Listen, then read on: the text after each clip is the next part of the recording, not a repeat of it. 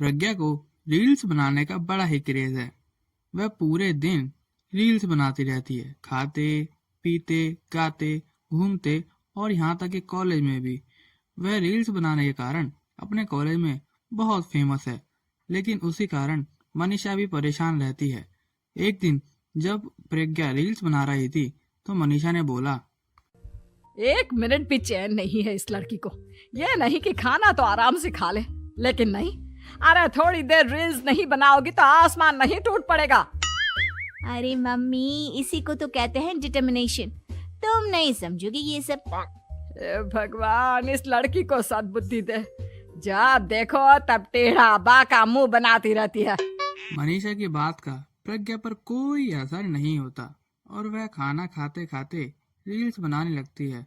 ऐसे ही दिन बीतते जाते हैं और प्रज्ञा का कॉलेज भी खत्म हो जाता है और बाद में प्रज्ञा के लिए रिश्ते आना शुरू हो जाते हैं। प्रज्ञा की शादी कर देनी चाहिए। अपने घर के काम काज में व्यस्त हो जाएगी तो खुद ही ये रील्स और नाच गाना बंद हो जाएगा। मनीषा और प्रेम प्रज्ञा के लिए एक अच्छा सा रिश्ता ढूंढने लग जाते हैं और तभी विक्की का रिश्ता प्रज्ञा के लिए आता है, जिसने प्रज्ञा को रील्स के द्वारा पसंद कर लिया था। विक्की अगले ही दिन अपने माता पिता को लेकर लड़की देखने आ जाता है और प्रज्ञा साड़ी पहने ट्रे हाथ में लिए उनके सामने आ जाती है। जब विकी को पसंद है तो हमें भी बहू पसंद है। बहन जी, आप बारात की तैयारी कीजिए। एक बार लड़का लड़की अकेले में बात कर ले तो अच्छा रहेगा। हाँ हाँ, क्यों नहीं। मनीषा विक्की को कमरे में भेजती है जहाँ प्रज्ञा पहले से ही रील्स बना रही होती है। तभी विक्की कहता है, आ गए आपके साजन जी। हमारे साथ ये रील्स कंप्लीट करती तो और भी अच्छा रहता। अच्छा जी, अब आ ही गए हैं तो बना ही लेती हूँ आपके साथ। दोनों मिलकर रील्स बनाने लगते हैं। जब वे मीट और पोस्ट भी कर देते हैं तभी विक्की कहता है, जब आप साड़ी में चाय लेकर आई तब मुझे लगा कि कहीं मैं गलत घर में तो नहीं आ गया। अब सही है। दोनों की शादी पक्की हो जाती है। शादी में भी प्रज्ञा रील्स बनाती रहती है। बारात के टाइम पर भी प्रज्ञा रील्स बनाने में बिजी रहती है। सभी बाराती प्रज्ञा की बहुत तारीफ करते हैं। शादी के बाद प्रज्ञा ससुराल चली जाती है।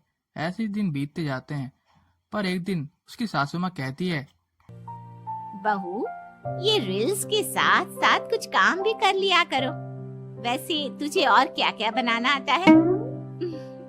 मम्मी जी, वैसे तो सब कहते हैं कि मैं सब कुछ अच्छा बनाती हूँ, लेकिन मुझे लगता है कि मैं मैगी अच्छा बना लेती हूँ। हाँ, कॉफी भी अच्छा बना लेती हूँ और मुंह तो सबसे अच्छा बना लेती हूँ। हैं? अच्छा अच्छा। सुनीता अपना माथा पकड़ लेती है और कहती है, बहू, कुछ खाना बनाना भी सीख लेती। मम्मी जी, मैं लंबी प्लानिंग कर रही हूँ। जल्दी ही मैं इतनी फेमस हो जाऊंगी कि मुझे पैसे मिलने लगेंगे। हम दोनों सास बहू राज करेंगे, राज। नौकर काम करेंगी और लोगों की तो लाइन लगेगी हमसे मिलने के लिए। तेरा दिमाग खराब हो गया है क्या बहू? हंसी मजाक तक ठीक है, लेकिन इस तरह घर नहीं चलते। जितना जल्दी हो इस घर के तौर तरीकों को सीख लो। प्रज्ञा मुंह फुलाकर अपने कमरे में चली जाती है और एक रील बनाती है। यह सुनकर सुनीता का गुस्सा 7वें आसमान पर चला जाता है और विक्की के घर आते ही उसे सब कुछ बताती है। विक्की भी अब प्रज्ञा की इन हरकतों से परेशान होने लगा था। तुम टेंशन मत लो मम्मा, मैं देख लूंगा। विक्की कमरे में जाता है तो देखता है प्रज्ञा रील्स बना रही होती है। विक्की प्रज्ञा को बड़े प्यार से कहता है, प्रज्ञा, इन सब के लिए मैं तुम्हें मना नहीं कर रहा हूँ, लेकिन फिर भी हर वक्त तो ये अच्छा नहीं लगता ना। समझने की कोशिश करो, मुझे भी तुम्हारा थोड़ा वक्त चाहिए। मैं जब ऑफिस से आता हूँ तो मुझे समय देने की जगह इसी में लगे रहते हो। तुम ज्यादा ही सोच रहे हो। तुम भी मेरे साथ रील्स बनाओ ना, तुम्हें भी बहुत अच्छा लगेगा। तुम्हें इज्जत से कोई बात समझ में नहीं आती क्या? दिमाग खराब हो गया है तुम्हारा इस चकाचौंध से। अगर तुमने अपना रवैया नहीं बदला तो मैं तुमसे दूर चला जाऊंगा। तुम ही रिश्ता लेकर आए थे, मुझे लड़कों की कमी नहीं थी। और ना आज है। विक्की दरवाजा पटककर बाहर चला जाता है। धीरे धीरे विक्की प्रज्ञा से दूर होता जाता है। एक रोज मनीषा प्रज्ञा से मिलने उसके ससुराल आती है तो सुनीता उसे बताती है कि बहन जी, अब आई हैं तो कुछ दिन यहाँ रहकर जाइएगा, आप ही का घर है। हाँ मम्मी, बहुत दिन हो गए तुम्हारे साथ एक भी रील नहीं बनाई मैंने। प्रज्ञा तुरंत अपने फोन में रील्स ओपन कर लेती है। ये सब मुझसे नहीं होता। तेरा ये भूत अभी तक नहीं उतरा क्या? बहन जी, आप कुछ कहती नहीं क्या इसे? जब आप ही कुछ नहीं कर पाई तो मैं कर ही क्या सकती हूँ। सास तो वैसी ही बदनाम है। शाम को लाइट चली जाती है और मनीषा प्रज्ञा से कहती है, मेरे घुटनों में बहुत दर्द हो रहा है, तू लाइट का कुछ इंतजाम करना बेटा। अच्छा, कैंडल जला देती हूँ मम्मा। मनीषा गाते हुए कैंडल जलाती है और खिड़की के पर्दे के पास रख देती है। मनीषा, जिसको बहुत दर्द हो रहा होता है, वह सो जाती है और प्रज्ञा हमेशा की तरह अपनी रील्स में लग जाती है। उसी तरफ कैंडल की वजह से कपड़ा आग पकड़ लेता है और मनीषा के कमरे में आग लग जाती है। बचाओ, कोई है, बचाओ।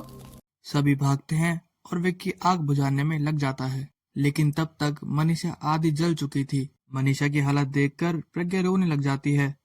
विक्की मनीषा को तुरंत हॉस्पिटल ले जाता है और उसे एडमिट कराता है। विक्की प्रज्ञा से कहता है, देख लिया ना, तुम्हारे इस नाच गाने की वजह से आज तुम्हारी माँ की जान जाते जाते रह गई। अब पता नहीं तुम और क्या चाहती हो। उधर डॉक्टर कहते हैं, इनकी हालत बहुत नाजुक है, आधे से ज्यादा जल चुकी है। प्रज्ञा रोती हुई मंदिर में जाती है और भगवान के आगे रोती हुई कहती है, भगवान, मेरी माँ को ठीक कर दो। मैं कसम खाती हूँ हाथ से ये रील्स बनाना छोड़ दूंगी। बस मुझे मेरी माँ वापस मिल जाए।